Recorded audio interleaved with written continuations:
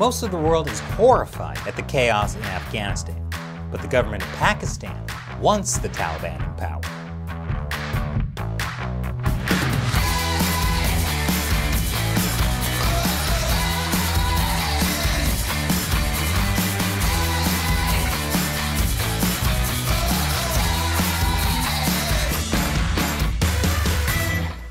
Welcome to America Uncovered. I'm Chris Chappell.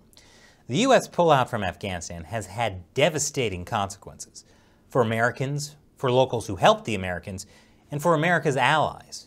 But there's one American ally who's celebrating the Taliban's win: Pakistan.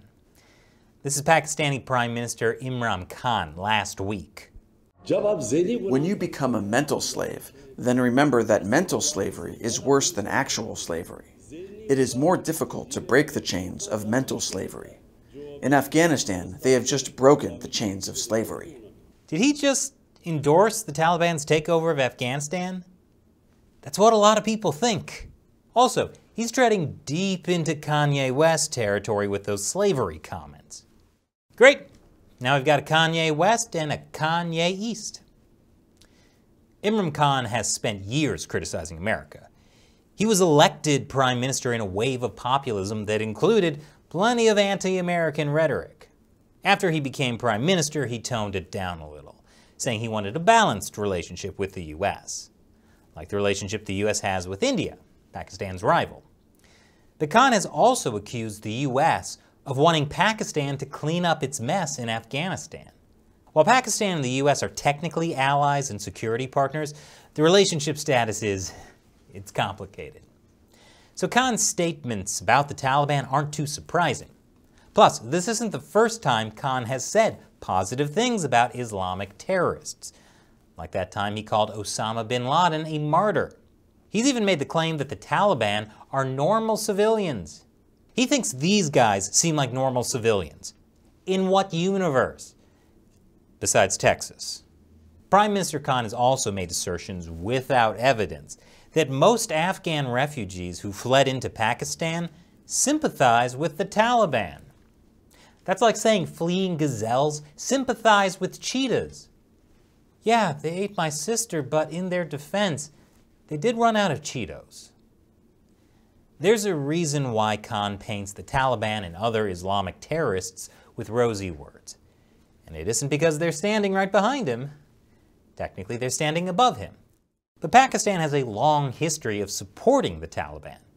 In fact, it helped create the group. It goes back to the Cold War. That's when Pakistan's intelligence agency, ISI, and my favorite American intelligence agency, the CIA, teamed up to train Afghan guerrilla fighters called the Mujahideen. With no foresight whatsoever, we thought it would be a great idea to train them to fight against the Soviet Union. Many of those Mujahideen then later became the Taliban, and the Taliban eventually took over Afghanistan after the Soviets left, which makes this original dedication screen at the end of the 1988 film Rambo 3 pretty awkward. This is the nicest gift the U.S. has given the Taliban since, well, Afghanistan. But unlike the U.S. government, the Pakistani government supported the Taliban. In fact, Pakistan went above and beyond to empower the Taliban, like giving some of their leaders Pakistani passports. To this day, Pakistan's intelligence agency, ISI, has been the Taliban's chief patron, reportedly providing it with financial resources, training, weapons, logistical support, and above all, a safe haven in Pakistani territory. Pakistan's basically a giant Motel 6 for the Taliban, except Pakistan is safer and has fewer weapons. Pakistan's interior minister admitted that Taliban families live inside Pakistan. Yeah, so did al-Qaeda leader Osama bin Laden, until America's SEAL Team 6 sent him to that special Guantanamo Bay in the sky. Wait, what am I saying? I meant that special Guantanamo Bay down below. But in short, what America calls terrorists, Pakistan may call friends. And the Taliban wouldn't have thrived without Pakistan's continued friendship. It's kind of like how we all have that one friend that people ask why we hang out with them, and we say, I understand why you don't like them, but they've always been cool to me. Only, with violent extremists who behead infidels. Anyway, Pakistan's friendship with the Taliban is partly to thank for the events of this month, where the Taliban was able to sweep up most of Afghanistan in a matter of days. But why would Pakistan support a violent organization like the Taliban? I'll explain after the break. Welcome back. Officially, Pakistan denies it's supporting the Taliban, much in the same way O.J. Simpson denies being a murderer. He'll catch the real killer any day now. But the Afghan Taliban serves Pakistan's political interests. That's because Pakistan has a major rivalry with India. Ever since both countries gained independence from the British Empire in 1947, the two countries have contested for power over hotspots like Kashmir, which borders Afghanistan. That's right, this is all Britain's fault. Behind every great man, there's a great woman, and behind every international conflict, there's a British flag. The most consequential regional competition for influence in Afghanistan is the contest between India and Pakistan. India wants Afghanistan to have a friendly and open secular government. In the last 2 decades, India had become one of Afghanistan's most significant donors, providing scholarship to Afghan students, offering food assistance, and helping restore the country's war-ravaged power grid. In 2011, India became Afghanistan's first strategic partner, and in November 2020, India announced 100 projects worth $80 million in Afghanistan. India wanted to keep Afghanistan free because a new Taliban government will likely foster safe havens for anti-Indian terrorist organizations and other groups that could sow chaos in Indian-administered Kashmir. And they have good reason to worry. When the Taliban controlled Afghanistan from 1996 to 2001, they gave safe haven to anti-Indian groups. India also fears the Haqqani network, which the UN calls the Taliban's most combat-ready forces, which is impressive considering how all of the Taliban are always super combat-ready, even when they're praying. Yep, that's definitely just a normal citizen. Who the heck prays while holding a gun? Besides Texans. Okay, that church was in Pennsylvania, which is the Texas of the Northeast.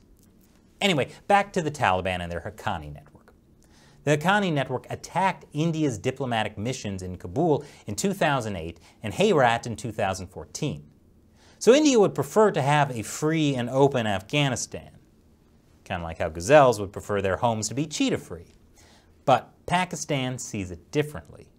From their point of view, any ties between Afghanistan and India have been seen as extremely dangerous to Pakistan's very survival.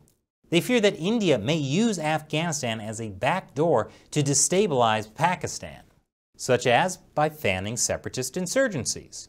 Pakistan wants to deny India a foothold in their backyard, and they do this by allowing the Taliban to control Afghanistan. Kind of like how grass enjoys cheetahs because cheetahs protect the grass from gazelles eating it. It's a circle of life, only, with violent extremists who behead infidels. The Taliban's takeover has been a major blow to India, and obviously also to the US, our allies, and millions of Afghans who prefer freedom over, being beheaded. But the Taliban's takeover of Afghanistan could also backfire on Pakistan down the line. I'll explain how after the break. Welcome back. Pakistan likes the Afghan Taliban. It serves Pakistan's strategic interests. But there's also a Pakistani Taliban, known as the TTP. It has links with the Afghan Taliban, but it attacks Pakistan. Pakistan does not like this. Tens of thousands of Pakistanis have died because of the Pakistani Taliban. But Pakistan is careful to distinguish the Taliban that help Pakistan and the Taliban that doesn't. It's a complicated game of good Taliban, bad Taliban. Kind of like how there's good cholesterol and bad cholesterol. Good cholesterol makes sure everything is running smoothly, while bad cholesterol will murder your entire bloodline. And although Pakistani military leaders publicly tell everyone that the Afghan and Pakistani Taliban are different, they admit they are two faces of the same coin. Kind of like Jared Leto and Jake Gyllenhaal. I know there's technically a difference, but I just don't see it. The Pakistani military drove the Pakistani Taliban back into Afghanistan in 2014. But the Pakistani Taliban regained strength thanks to their leader, Noor Wali Masood. They've gained more strength now that key Pakistani Taliban leaders have been released from Afghan prisons. You know, after America just upped and left.